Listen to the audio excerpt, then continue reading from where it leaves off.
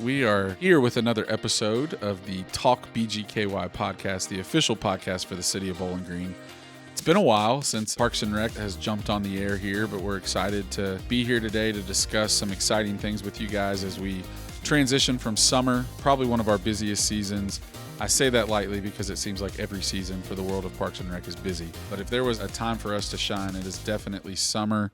Hard to believe that school's back in session and summer is winding down, but we're excited to recap what we feel was an amazing summer for our Parks and Recreation department and all of our different divisions and programs, and then we'll talk about fall. Fall is my favorite season. You know, you got football season coming back up, you got soup season at home in the crock pot, you've got cooler weather, the leaves are falling. So many great community events that we have here in Bowling Green, amazing programs that we offer in our Parks and Recreation department. So excited to look ahead to fall and everything that we plan to offer to our community for their play experiences and for them to have fun with your local Parks and Rec department at BGPR. So excited to have a repeat guest with me today, previewing all this, Mr. Jake Willis, one of our athletics coordinators. Glad to have you back on. Absolutely. It's been a while. Yeah, that's right. Triple play Jake here, birth name Jake Willis. Happy to be back. Yeah, we had a fun episode, I don't know, probably a few months ago, talking all things athletics department with sports and wellness manager Pete Samios, and then, of course, Jake Willis. Jake, we're almost on a year, right, that you've been with us? Almost at 12 months. Cannot wait for the anniversary gift. Yeah. This is a shout out to HR. Anybody else who wants to get Jake an anniversary gift for his year anniversary. No, but we're just super excited to have Jake as part of our department. In the year that he's been here, he's done a lot of great things, brought a lot of really cool energy to our athletics division and the things that we offer to the community. So glad to have you back on with me, man. It's going to be a fun episode. Awesome. Cannot wait to tell you everything about summer youth basketball. It was a hit. So much fun out there. Yeah, so let's start. Let's recap summer. As I mentioned, goodness, summer, again, summer, fall, winter, spring, it is always busy. Always busy in Parks and Rec, 364 days a year. We'll give ourselves one day off. We'll give one day. But yeah, what feels like 365 days a year, 24/7. Our mission, Bowling Green Parks and Rec, just to recap it for the listeners, we're in the business of enhancing quality of life for our community. What we want to do every day when we show up is we want to make Bowling Green and Warren County the best place to live, work, and play. Our standards are high for ourselves in our office. We want to be the best at what we do. We want to provide the best experiences. We want to provide the best programs. We want to provide the best facilities and parks. And so that is our daily mission. That is what we strive for throughout the entire year. And summer is probably our busiest time. The kids are out of school, so they're filling our summer camp programs, they're filling our parks, they're visiting us, the Russell Sims Aquatic Center, playing in our sports leagues outside. Busy time, but really it's a time for us to shine. That's what we like to say, and it's a time for us to truly be as successful as we can at what we do. And so we'll recap a little bit of what the summer looked like. Jake, for athletics, you guys had some traditional programs, some traditional outdoor programs, but also did some new things. So why don't you talk a little bit about that? We actually offered a summer youth basketball this summer, and we have a lot of people during the winter that play in our league. I believe last winter we had close to 800. There's a demand there. So, we offered a youth basketball program outdoors at Parker Bennett Community Center. And super unique. Absolutely. We were actually there for the unveiling of the new playground out there, so it was awesome for some of our participants to also enjoy that brand new playground out there. But we had about close to 100 players.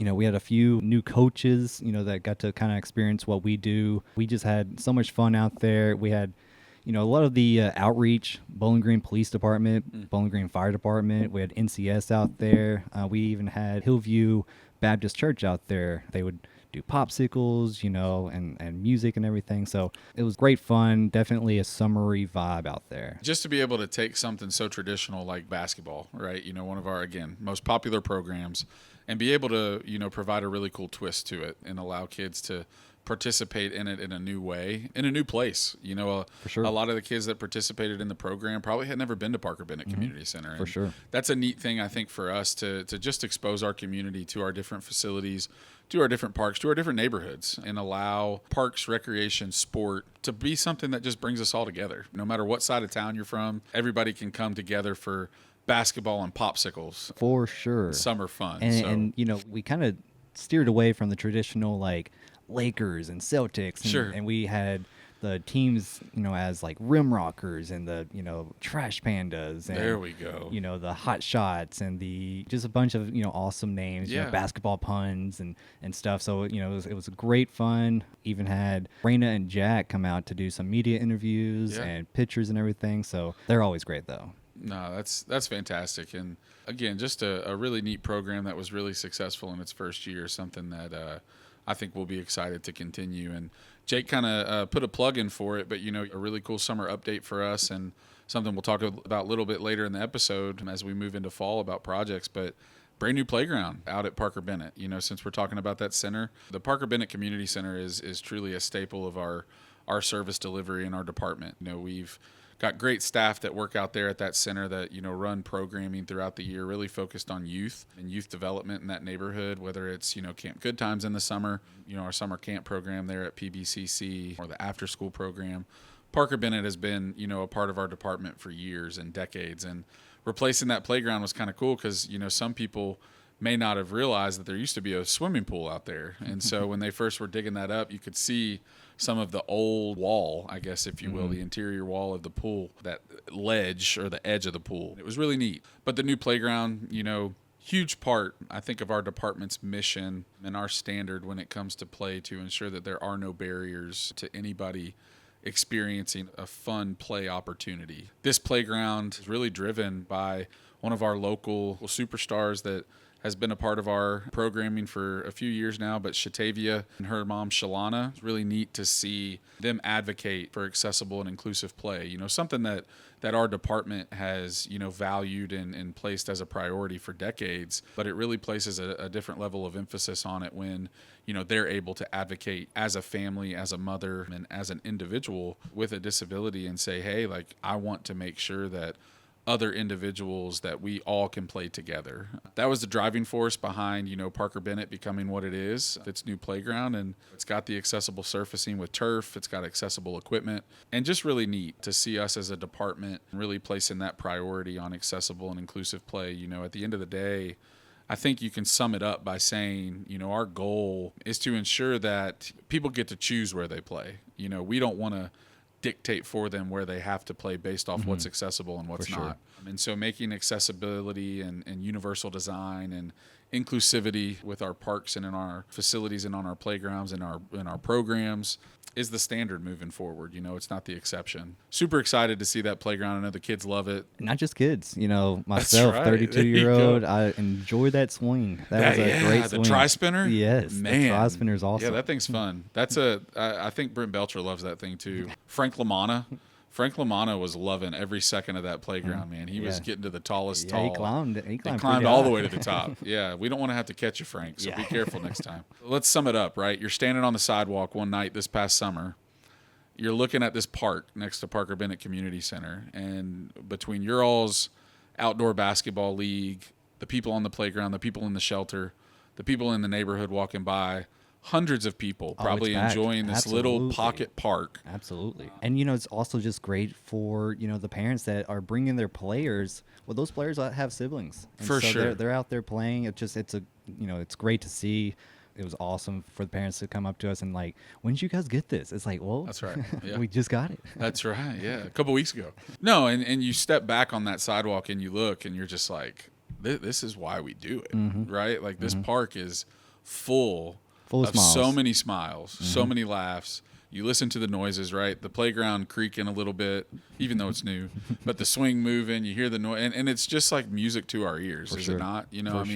Ultimately, that's why we do what we do in Parks and Rec. No salary or no payment could ever compare to the feeling of watching that happen, right? For sure. What a cool moment to be created there at that park this summer. Moments, multiple times a week, just between joined effort of our athletics division, our center staff there, making the playground happen to truly make those memories take place at Parker Bennett. So really good summer for Parker Bennett Community Center, man. It was a great one, and we're excited to continue that. Also, Parker Bennett Community Center won the Moxley versus Parker Bennett basketball game. Yeah, so that was part of summer camp.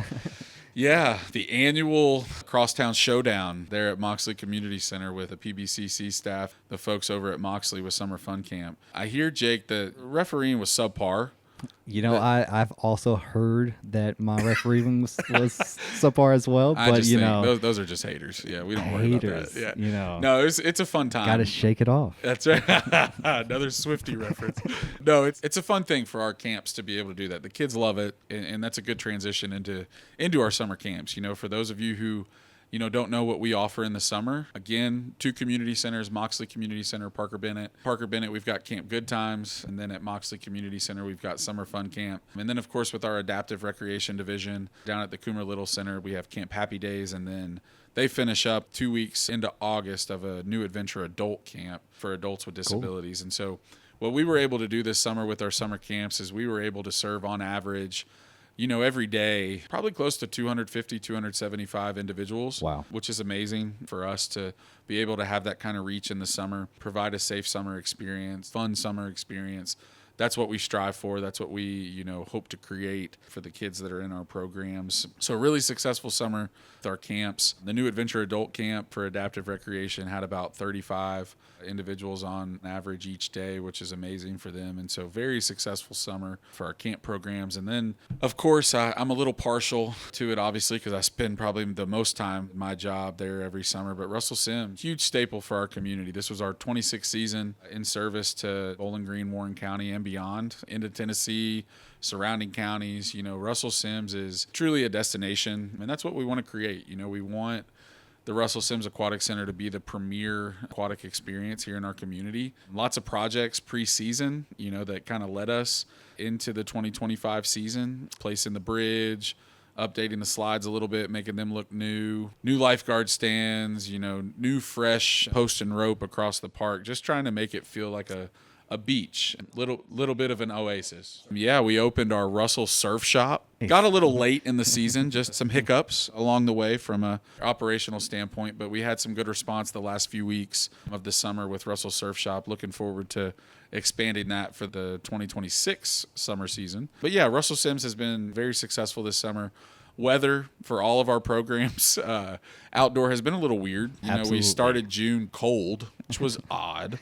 And it wasn't just for a couple days. It was for a couple weeks. In the 70s, which honestly makes that water feel like an icebox. Mm-hmm. I'm just going to go ahead and let the community know we cannot heat a 750,000-gallon pool. The CAMWI. That's really hard. Come on. I would do it if I could, but that's a lot of money. And so, we have to wait for that sunshine. We have to wait for that warm weather to naturally heat up our pool a little bit. We do apologize for the inconvenience of providing everybody with a community ice bath at Russell Sims to start the summer. But eventually it got better. Eventually we had heat, and then eventually we had way too much heat. Yeah, we had scorching heat. Yeah, a little bit of a heat wave in the middle of the summer, which I know forced you guys inside. Yeah, we actually moved the summer youth basketball indoors, and that was appreciated. Yeah. Oh, I'm sure. Popsicles are still good inside, too. Popsicles are still good. Yeah. Not given out, though, at the car gym. Yeah, that's true. Yeah, we don't want those on the gym floor. The weather was just strange. It, went from cold to hot really quick. We had lots of rain. I know our landscape team and our landscape manager, Jay Doherty, probably loved that and appreciated the fact that there was rain because green grass now. Green grass, the flowers were blooming, but from a programming perspective, we did not appreciate it. No, not at all. We did. We had to navigate some interesting weather. My home screen was WBKO weather. Yeah, that's right. Always looking. And the old adage in Parks and Rec, it's kind of funny when you watch the weather all day long. And remember, folks, we are Parks and Rec professionals, not trained meteorologists. Mm-hmm. We try to be, but we're not. It always seems like, Jake, I don't know if you feel this, but it always seems like when you decide to cancel a program because of the forecast, that all of a sudden the forecast changes. Yes. And it's like you cancel it because they're calling for storms, and then it's sunny. But oh my goodness, when you get one right, it's awesome. Oh, it feels great. Yes. Yeah, you can rest easy because we're not going to end up unspotted in BG because we canceled a program. Exactly. We're going to be fine. But it is tough. And more than anything, we don't like to cancel programs. No, but we want to make sure that our participants are safe. 100%. Yep. We don't want, people out there having heat stroke or anything like that. So when it does get hot, especially during our basketball programs and our tennis program this summer, we were providing water and shade structures and everything. So we tried, but as soon as that heat index got to 106, we were like, well, it's tough. Yeah. So No, yeah, and Jake makes a great point. We are 1,000% trained and prepared to make sure our programs are safe, and just another testament to the expertise of our staff and the effort they put into finding alternatives when we have to. When we have to pivot a little bit on our programs and move indoors or postpone an opening at Russell Sims or close for the day. Despite all that, though, the weather being a little bit interesting, it has been a really successful summer for our programs and especially at the Aquatic Center. Lots of people coming through our gates at Russell Sims. We, more than anything, every person that walks through that gate, my goal as Recreation Division Manager and having responsibility for overseeing that facility and the staff is just to make sure that we put a smile on somebody's face. I always like to say this, and I mean it. It's something I show up to work every day trying to instill, remind myself and then instill in our staff, is to make sure that we're helping people create memories in the park that last a lifetime. We want to be the place that helps people create core memories in the park that 30 years from now they call back to that experience that they had in the Summer Youth Basketball League, or that experience that they went down the mighty blue tunnel slide at Russell Sims for the first time and overcame that fear. That is our goal, and being a part of those memories is what drives us. So. Yeah, I love the fact that we get to do that. And so actually for T-ball this summer, we introduced some promotional days. And so cool. Like a minor league ballpark. Honestly, that's what I try to do. And so we even had, it was backwards hat day on my birthday. I was like, what, got to do something for my birthday. So I did a backwards hat day and walk-up music day. And so we had 3-year-olds, 4-year-olds walking up. How many had Baby Shark? I think there might have been one, but the favorite was It's Raining Tacos. It's Raining Tacos. There we go. But that's on the rain playlist at Russell Sims. Oh, nice. So, well, yeah. I think Kokomo is also on that playlist too. There we go. Some are saying volleyball players always said something about it. Again, Kokomo. Yeah, there we go. But no, we had those promotional days during the spring season. We're going to run it back for the fall. That's so awesome. We might even have maybe different promotional days for the fall T-ball season this upcoming season. So yeah, we're just super excited about creating memories for these players. We could offer a T-ball program, right? And just like every other parks department. Yeah, we don't have to do anything. Offer T-ball, but you know what? Mm-hmm. Adding that little wrench in it, that sure. little small detail of these promotional days, that's what helps us stand out. Yeah, and honestly, I played sports when I was a kid, so I kind of have the inside baseball of what a league is like and all that. And so I love going to games, going to major league games, minor league games. Shout out Hot Rods. And so I see it's fun to have promotional days. Why not? Yeah, absolutely. Why not? Absolutely. No, I think that's great. So yeah, kudos to you and your staff for being willing to get creative and come up with those, because I think that's fantastic. Just wrapping up our summer recap, we once again hosted the second annual Alonzo Webb track and field meet. Excited to expand that program a little bit, and from the athletics standpoint, from that world. Track and field's a fantastic sport. I'm a little biased. Of course, I get to coach at one of our local high schools. I did track all through high school at WKU, through shot put, discus, hammer. Love throwing heavy things. It's my favorite thing to do. And track and field was so good to me because it's such a fantastic sport, because it's individual, but it's also team. And so being able to bring back this track and field program years ago, Parks and Rec departments nationally, participated in what was called Hershey's Track and Field. And that was kind of that grassroots community level track and field program to introduce kids to the sport. It's been away for a long time, and to be able to bring it back in our own way, I think is wonderful, because we've got a lot of great high school programs. We've got some new club sport programs starting with Vet City Track and Field, the Vet City Blazers. And so being able to introduce kids each summer to the sport of track and field, I think is something we're very interested in continuing to grow. I was the finish line holder during that, and after running, 400s and stuff, yeah. The kids were asking, are we doing the mile? I was like, if you want to run one on your own, yeah. Yeah, no, I think the kids had a great time, right? Yeah, absolutely. And we probably had about, 100, 125 kids out there. Yeah, it was a lot of kids. And, so just really neat to introduce that sport. Yeah, also Bowling Green High School. That's a great facility. Great facility. Yeah, great facility. We appreciate our partnerships with all of our local schools and what they allow us to do from a facility standpoint. But yeah, excited to continue that program. And other than that, summer was good to us. Mm-hmm. So we're gonna spend the last couple weeks here wrapping summer up and then moving Straight into fall. I love fall. Fall is probably my favorite season out of all 4. I mean, Labor Day's in the fall. That's true. That's true. That's the last day the pool's open. What's your favorite thing about fall? What do you love about Honestly, fall? the fall, it's just the harvest fest, the pumpkin patches, I love Christmas is my favorite holiday, but Halloween right in there top, Are top you a haunted 3. house guy? I'm a haunted house guy through and through. I'm not a spooky season type person though, Jake. So Your costume's always what? Thing 1, thing 2? definitely not. Minions? Oh, yeah. For sure. Yeah, something Disney related probably. Or I just like to go as myself. But regardless, the fall season is fun. Got football season, like we said.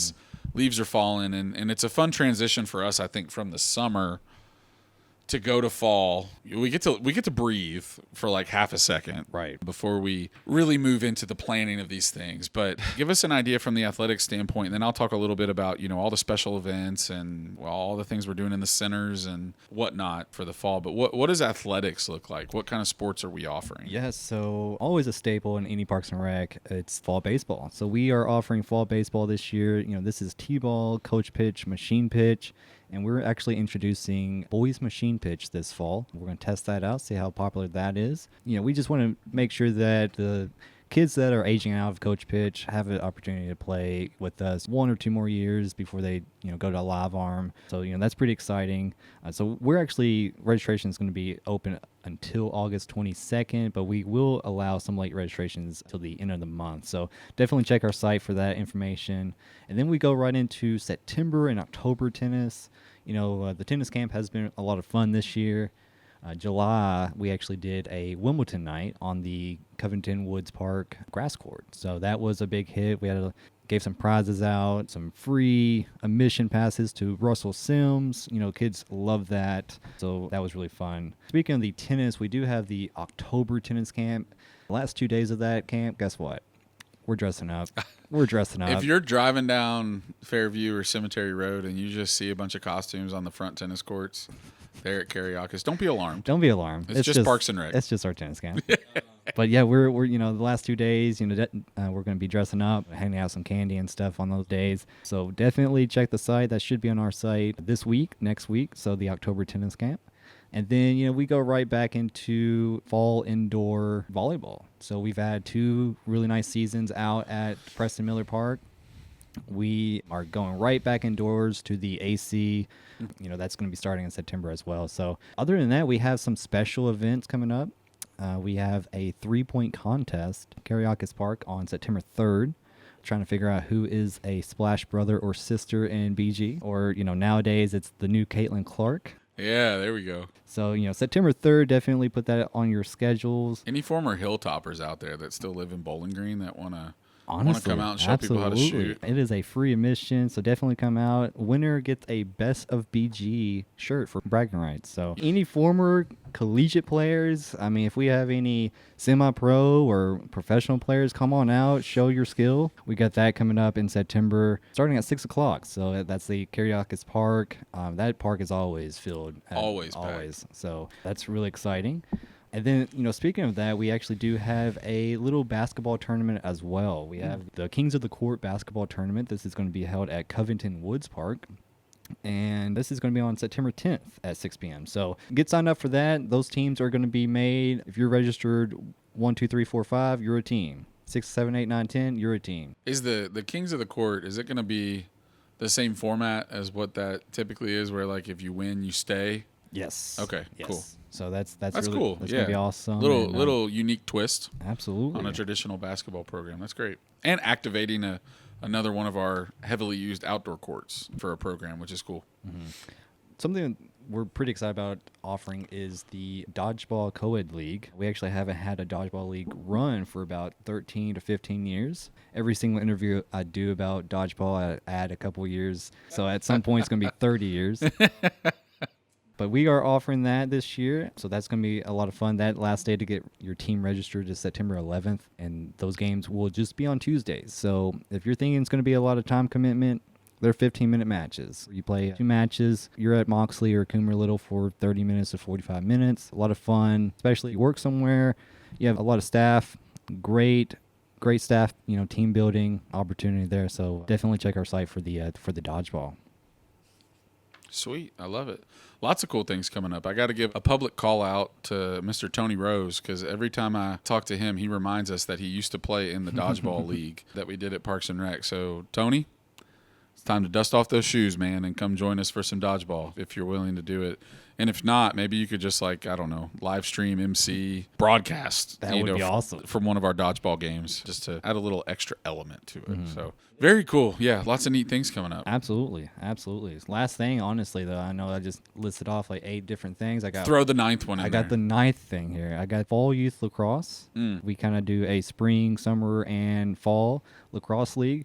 Well, it's time for the fall. And the last day to get that registered, get your ball player registered, is August 31st. And we accept kindergarten all the way to 8th grade for that. So Cool. Definitely check out our site for that. Those are played at Preston Miller Park on Field 3.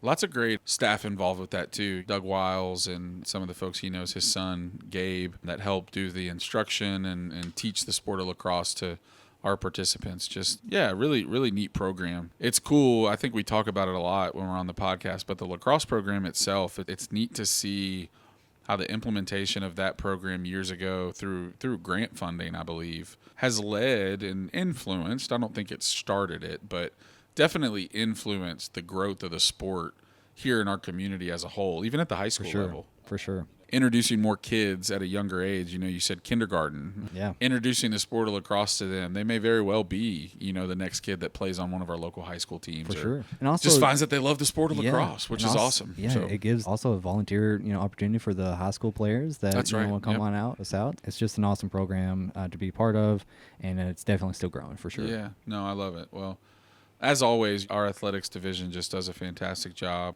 offering something for everybody. And so whatever it is that your child or you are interested in participating in, we probably offer it for you. And, honestly, if we don't, we'd probably love to hear about it. Yeah, let us know. Let us know. Help us go back to the drawing board and see what else we can offer, because 9 programs is not enough.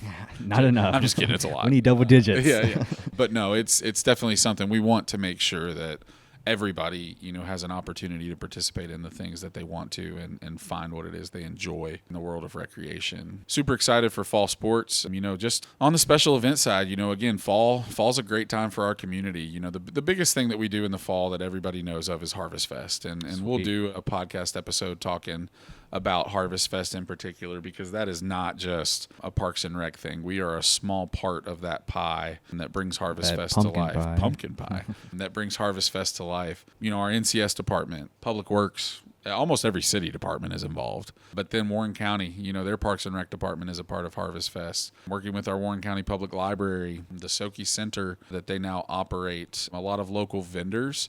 We've got the Warren County Public Library, that helps us activate spaces such as the Capitol Theater, Fringe, and then even all the way down to the Soki Center that they now operate. We work with the BG Hot Rods. We work with the Historic Rail Park and Train Depot. And so Harvest Fest is one of those events for us that truly does put on display just how much our community works together. All these different entities come together, they collaborate, and we bring an event that, hosts, goodness gracious, probably 15,000 to 20,000 people in downtown Bowling Green on a Saturday. Whoa. And lots of fun. So Harvest Fest, of course, you have to look forward to. And like I said, we'll go into more detail on another episode of that. In Parks and Rec specifically, though, for us, our community centers, Parker Bennett and Moxley, transition into their after-school program, which is a great program for us. It's an extension of the classroom in a lot of ways. It's meant to enhance learning, but in a fun way. My philosophy with our community centers is, what sort of activities, what programs can we offer that those kids are not going to get to participate in anywhere else? So what can we do to help be an extension of the classroom? And in other words, homework help after school, helping those kids grow and make sure that they're learning and helping them do so. But then hopefully our activities are allowing them to pursue other interests and hobbies, when they hang out with us after school for those few hours that they do. And so our after school programs are just critical to what we do as a department. Over at Moxley, of course, they're going to host Biddy Ball. Signups are ongoing for that. That starts in September. A really great program for our young hoopers out there. For sure. To be introduced to the sport of basketball. Really fun to watch those kids and enjoy learning that sport for the first time and really just be on a court and be able to run freely. Not just Biddy Ball. I believe they are offering the Biddy cheerleaders. That's as well. right. Yeah, So, Biddy Cheer, new part of that program. And we love that we can offer programs to such a wide age range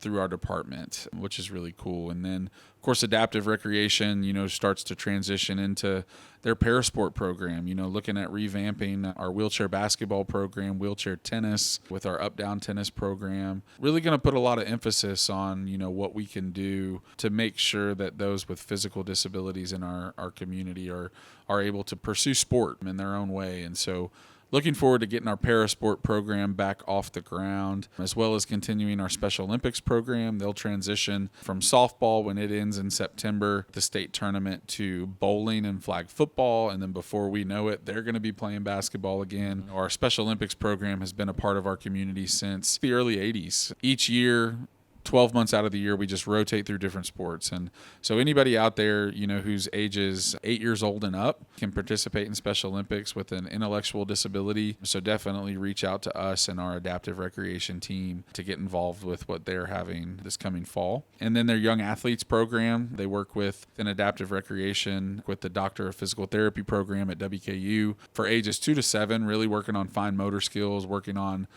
just physical activity, learning some of those skills that will transition well to, those kids being a part of our other programs one day. And so lots of things going on within our department that we're super excited about. On the adaptive recreation side, our annual trunk or treat program. The annual trunk or treat program is a fundraiser for our adaptive rec division in the Special Olympics program. So, we offer up parking spaces for local businesses, families, individuals, school groups, schools as a whole, WKU student organizations, really anybody, to purchase a trunk spot to be able to hand out candy to our community. And what we've seen with that event over the last couple of years is thousands of people coming out to Preston Miller Park for that trunk or treat event. So it's probably one of our most successful events each year. And so we're excited to bring that back in October and just encourage local businesses to, purchase a trunk to support our Special Olympics program, but also be able to promote your business and be able to interact with the community and be able to impact, a couple thousand people on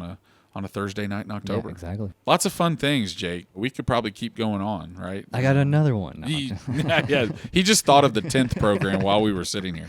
But no, again, every season, things change for us. We rotate through our programs. We offer new programs. We offer the same programs. We bring back old programs. Really what that is just us constantly sitting at the table with each other, evaluating what it is that we're offering, trying to figure out if it meets our mission, right? Trying to figure out if it's still within our vision for being the best we can be for our community and fitting our mission. Does it enhance quality of life? Is this another program, opportunity, service, facility that is going to make our community the best place to live, work, and play? And as we evaluate those programs, we constantly try to be better. We constantly try to reimagine, ways that we can continue to serve our community in big ways through what we provide. And so at the end of the day, we're excited to move from season to season because the mission for us never changes, right? We're still after smiles and we're still after helping people make memories in the park that last a lifetime. So as we transition to fall, we'll continue to do it with that mindset and